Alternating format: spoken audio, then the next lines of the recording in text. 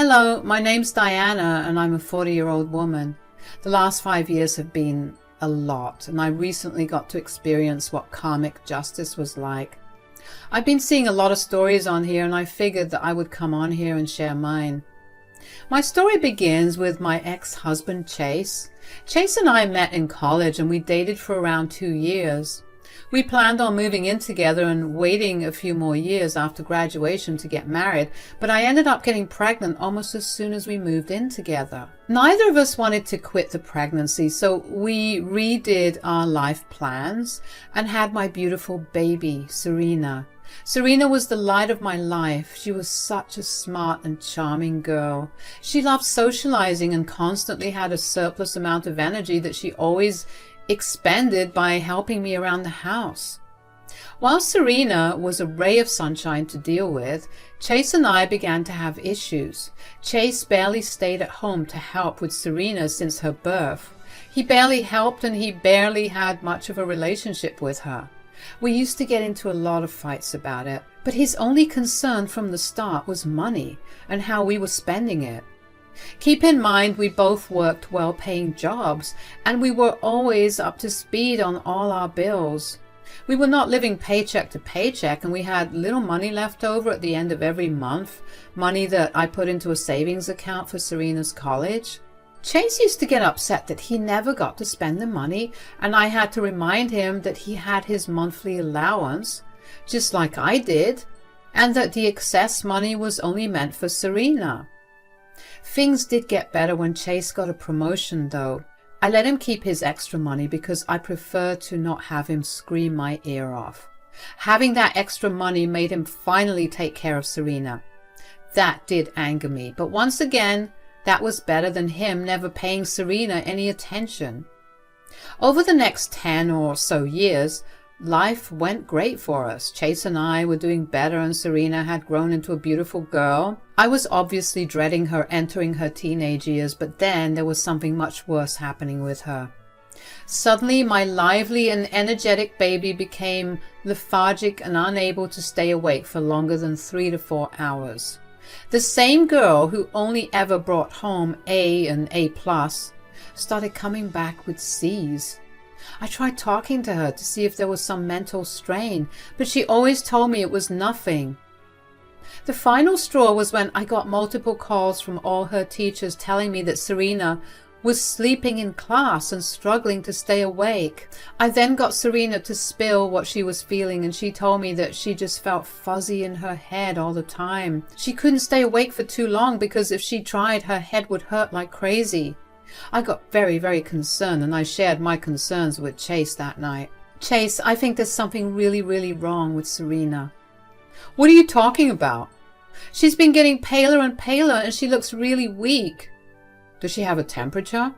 No, but whenever she does the smallest of tasks, she needs to sleep after. Like, I asked her to tidy up her room, which only needed her to pick up her clothes off the floor, and she then fell asleep immediately after and only woke up in time for dinner. Maybe she was just tired from the day. Yeah, but she slept immediately after school as well. Is she behaving the same way in school? Did we receive any complaints? Apparently she is. She's constantly sleeping in class and keeps getting late to class. It's like she's stuck in a permanent state of lethargy. And that's very, very concerning, don't you think? Did you speak to her about this? Well, of course. She told me that she just feels drowsy all the time and she doesn't know how to cope with it. Well, I think she's just going through puberty. Must be normal. I don't think this is puberty. I think we need to take this seriously and get her taken to a doctor. I don't think that's necessary. She'll be fine. We probably just need to be stricter with her and she'll be fine. I'm not doing that. She's suffering enough, and the last thing she needs is her parents being strict about something she can't control. Look, you're going to spend unnecessary money by going to the doctor. They're just going to tell you that her hormones are going crazy and it's a normal teenage thing. We'll have to spend a lot of money just for the same diagnosis I just gave you. What's more important, money or your daughter? Besides, we have health insurance, and I'll pay for whatever else needs to be paid. Whatever. You just love to not listen to me. But the money's going out of your pocket, so why do I care? I couldn't believe that Chase was genuinely that concerned about the money. I mean, how was his daughter's life not as important? I didn't give myself time to dwell on it because I felt in my gut that something was seriously wrong. So I took Serena to the doctor immediately the next morning.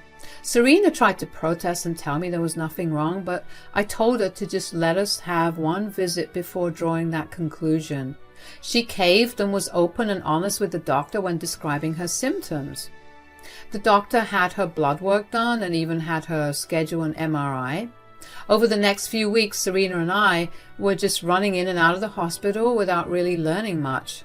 All I knew was that with every visit we paid, the work only got more intense and everyone seemed to be panicking. My stomach was constantly churning because I knew that something was seriously wrong, but I knew that I had to stay strong for Serena. Chase was of no help during this time. He just berated me for wasting time and money.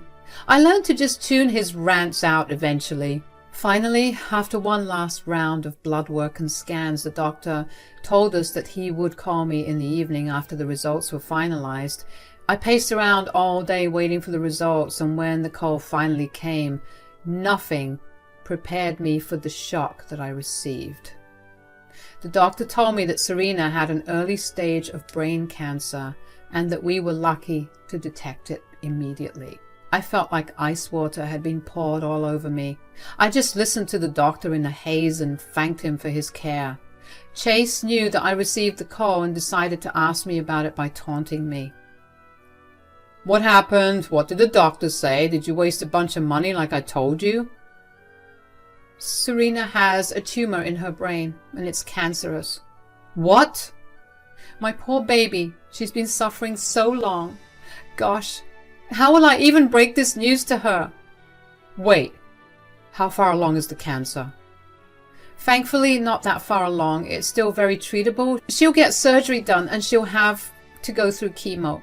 Thank God I took her issues seriously, right? Or, so we're going through with the treatments for her then? What kind of question is that? Of course we are. I'm not going to let my daughter die. So that's one more expense that we have to shoulder now. I always told her not to be on her phone all the time. You cannot possibly be serious right now. Are you really valuing money over our daughter? Look, I get that you're being overly emotional about this, but at some point, you're going to have to think logically about how this is going to affect us. What are you talking about? How am I not supposed to be emotional? This is our child.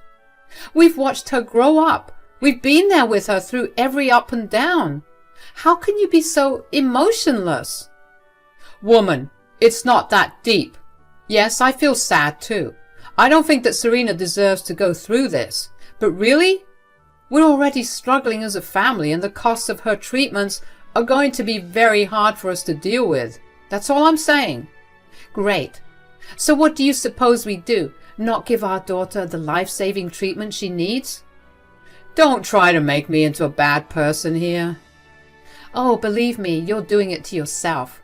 You want to know how we could work around the costs of her treatments? For starters, you can stop eating out for lunch every day. You can stop going on long drives in that car of yours that guzzles gas. You can stop going out to drink with your work buddies every other day. Why are you behaving as if our daughter is the one that's the issue here rather than you?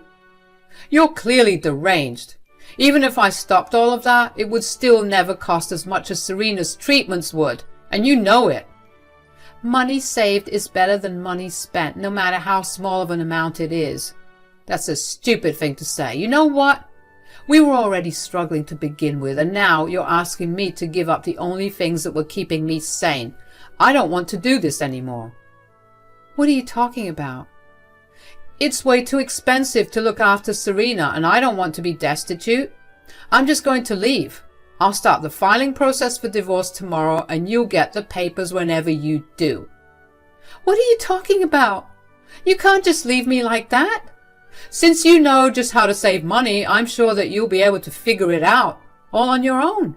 I'm going to go right now. Bye.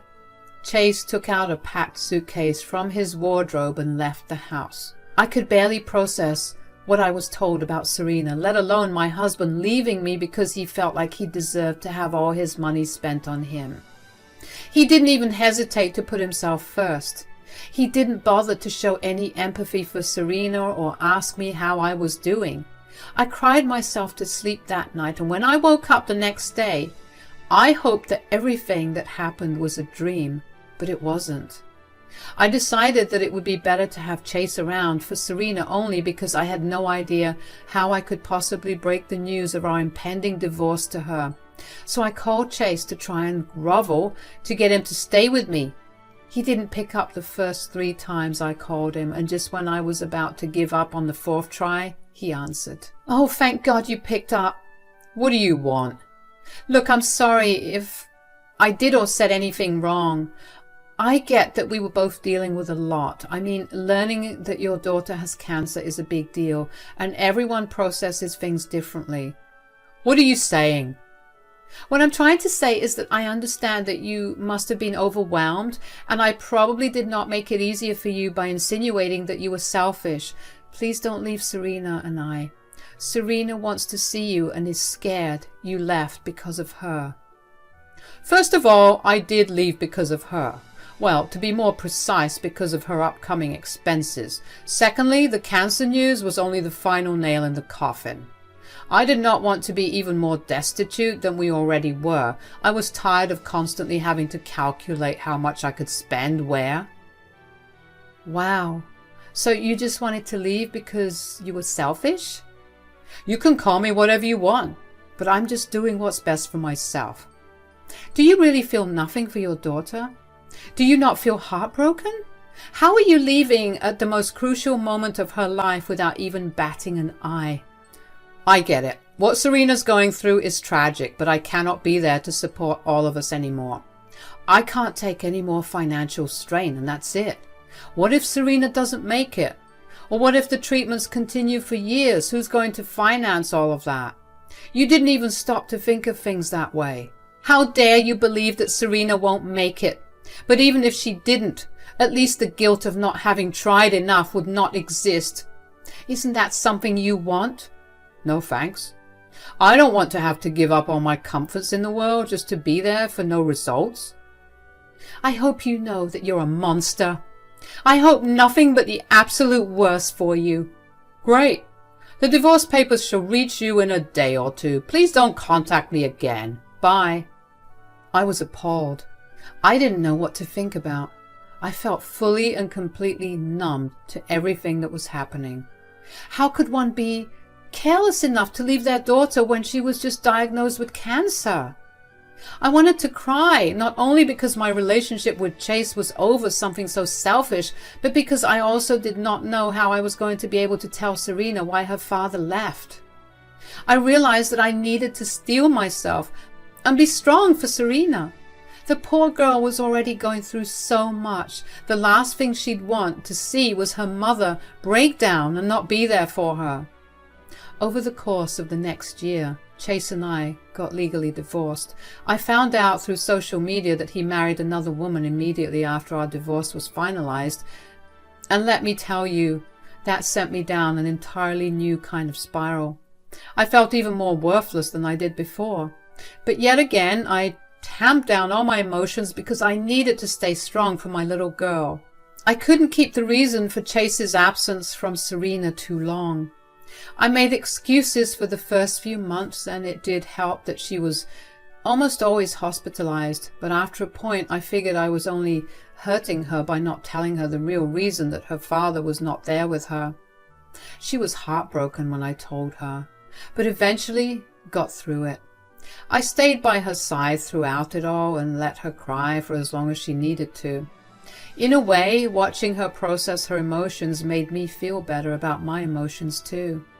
Anyways, Serena underwent extensive surgery and chemotherapy to kill off whatever they couldn't remove with the surgery. She lost all her hair and a good amount of weight too, but she was happy, and that was all that mattered. The next 2 years were spent with frequent visits to the hospitals for checkups and routine scans. Finally, 3 years after being diagnosed, my baby girl was declared free of cancer.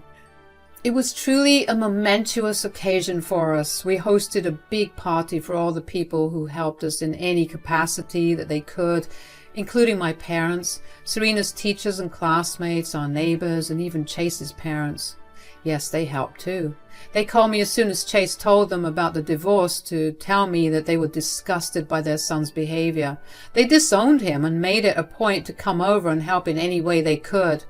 I truly am grateful for them. After my baby girl turned 18, she decided to take a gap year to spend proper time with me, considering that the last few years had been spent stressing out about her cancer. We were finally doing well in every aspect of life, and I was genuinely beginning to feel good. But of course, something had to happen. One day, I happened to get a call from an unknown number. I don't know why, but I picked it up. Hello? Hi, Diana, it's Chase here. How did you get my number? Well, I had to look around for it, but I found it eventually. Did you stalk me? No, look, I just wanted to check in on you and Serena. Why all of a sudden? I just miss both of you. Right, and it took you 5 years to reach out to us? I know, I was horrible for what I did. I don't think horrible is strong enough word to describe you abandoning us right after my daughter got diagnosed with cancer, all because you were a selfish jerk. I see you're still holding on to that grudge. I'm sorry for it all. By the way, I'm a changed man now. I highly doubt that. Could you please just tell me how Serena's doing at least? Why should I? You didn't care before, so I don't see why I should tell you anything. Look, you either tell me or I pull some strings and find out myself. Serena's doing fine, so am I. How were you able to finance the whole thing for her? Why is that any of your concern? Look, I feel guilty enough for what I did. At least let me feel better knowing how you managed to get through it all. My parents helped, and so did yours. Our neighborhood and Serena's school also helped in every capacity they could. Now that I think about it, maybe it was a great thing that you left. Yikes. But you're right. I've been nothing but miserable ever since I left. I married this woman who was filthy rich. I quit my job and became a stay-at-home husband. How was that miserable for you? Wasn't that everything you ever wanted? Sure, but she never failed to rub her wealth in my face. One day, I kind of snapped at her and she decided to leave me. Now I'm going to be homeless in a week and I have nowhere to turn to. So, you are the reason for your own misery. That's not surprising. Why are you telling me all this anyway? I just wanted to ask if you'd be able to send me some money. Just for the next few months until I can get back on my feet. I would ask my parents, but they refuse to speak to me. Ha! You cannot be serious. Chase, you have some nerve to stalk me and find my number, threaten me with more stalking to find out about how I'm doing, and then ask me for money after you abandoned your family when they were at their lowest? You don't have to keep throwing my mistakes in my face. I won't be able to help you in any way. What? Why? I promise I'll be better. I'll make up for it in any way that I can. Ugh. I would love to help you, but it's too expensive to look after you, and I've gotten too used to my comforts and I can't ever imagine giving that up. Why, you? All right then, good luck with your future. Do me a favor and lose my number because I never want to hear from you again. If you contact me again, I will file a restraining order against you. Stay out of mine and Serena's lives for good, just like how you had intended when you left. Bye. Nothing felt better than throwing Chase's words back at him. Did I feel bad for the position he was in? Absolutely not. He left Serena and me when we were at our absolute lowest, all because of his selfish needs. I saw absolutely no need for me to help him, and in fact I was actually very shocked at the audacity he had to come crawling back to me. I blocked his number because I wanted nothing to do with him. I found out through his parents that he tried to contact them and get them to help him too, but they did not want anything to do with him either. They had a strong word with him and told him that he was always going to be a disappointment to them. They, too, were just as appalled at his audacity. He never tried to even contact them in the last 5 years. He was willing to burn all bridges just so he could get to live the comfortable life that he wanted. I didn't really keep up with what was happening to Chase after that. I did get reached out to by his ex-wife, and she asked me if he reached out to me. I told her that he did, and she told me that she did not understand how I had put up with him before because he was beyond a handful. I congratulated her on her leaving him and shared a few messages about how Chase was a jerk. After that, I heard nothing more about him. I didn't hide the fact that Chase tried to contact me from Serena. Serena did not like the fact that Chase contacted me and used her past illness as an excuse to ask for money. She was relieved that I did not fall for whatever his plan was and stood my ground. I did ask her if she wanted to get in contact with him after all.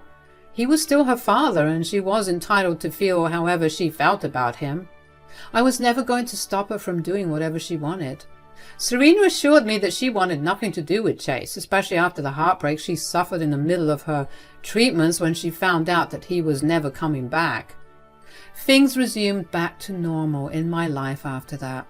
Somehow, finding out that Chase was living miserably added a skip in my step after. It felt like a resolution to the tragic past. Serena seems to feel the same way that I do, and we've come around to talking a lot more about him. We've both decided that it's been long enough since our life resumed back to normal, so it was time for us to go to therapy and deal with our issues. So I'm excited to see where life will take me from here on out. I'm glad that I've been given a second chance with my daughter, and honestly, as long as I get to be with her till the end of my time, nothing else matters. Thank you so much for listening.